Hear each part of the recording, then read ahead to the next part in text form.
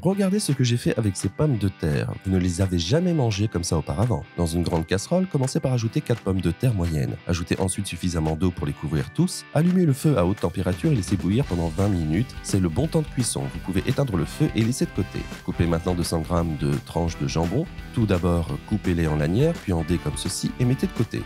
Une fois que vous avez fait cela, avec les pommes de terre déjà refroidies et épluchées, coupez-les en deux, puis à nouveau en deux et enfin en petits morceaux. Après cela, dans une grande poêle à feu moyen doux, ajoutez un filet d'huile d'olive, tout le jambon que nous avons coupé en dés et remuez très bien jusqu'à ce que le jambon soit bien et légèrement doré.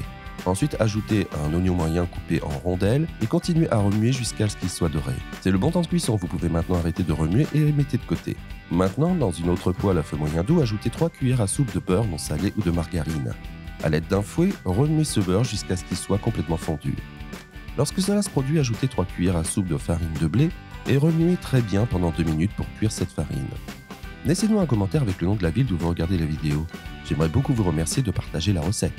Ensuite, ajoutez progressivement 500 ml de lait à température ambiante et continuez à remuer jusqu'à l'obtention d'une crème lisse et uniforme. C'est le bon temps de cuisson. Maintenant, pour l'assaisonnement, ajoutez une pincée de noix de muscade, une demi-cuillère à café de sel et remuez jusqu'à ce que ces épices s'incorporent à la sauce. Enfin, ajoutez 50 g de parmesan râpé et remuez.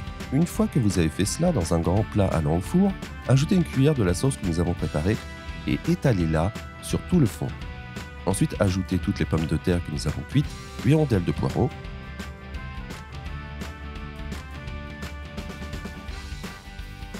tout le jambon. Si vous êtes arrivé jusqu'ici, cela signifie que vous appréciez la recette, alors cliquez sur le bouton partager et partagez cette vidéo avec tous vos amis.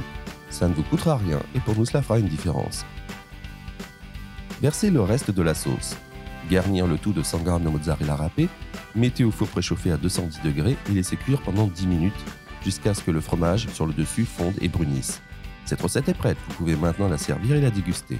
J'espère vraiment que vous l'aimerez. Maintenant, je vais retourner dans la section des commentaires et continuer à répondre à tous ceux qui m'ont laissé le nom de leur ville et les remercier d'avoir partagé la recette. À la prochaine recette, au revoir.